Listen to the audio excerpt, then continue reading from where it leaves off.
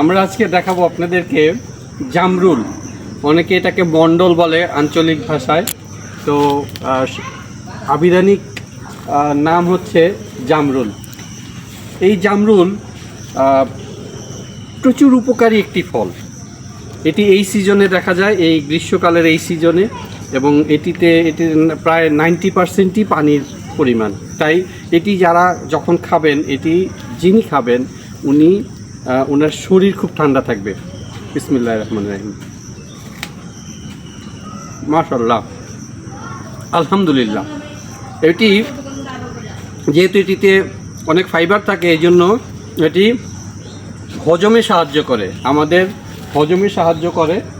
তাই এটি বেশি বেশি জামরুল খাবেন, এবং এটি ওজন কমাতেও সাহায্য করে।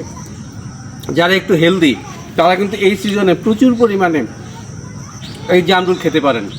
একই সাথে ডায়াবেটিস নিয়ন্ত্রণেও এটি সহায়ক।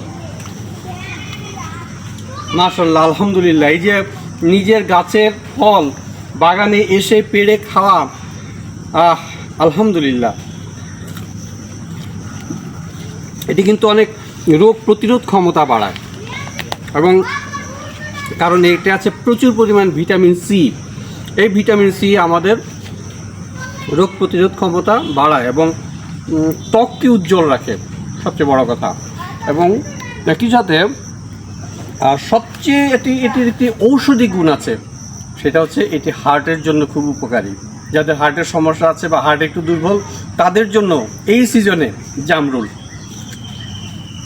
খেতে ভুলবেন না।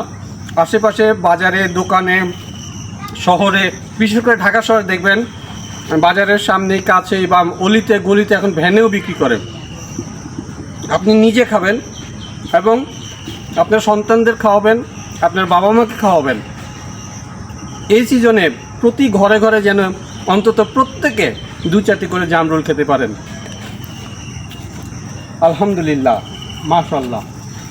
ঠিক এভাবে যাদের বাগানে আছে এভাবে পারবেন, বিসমিল্লাহির রহমানির রহিম, এভাবে খাবেন।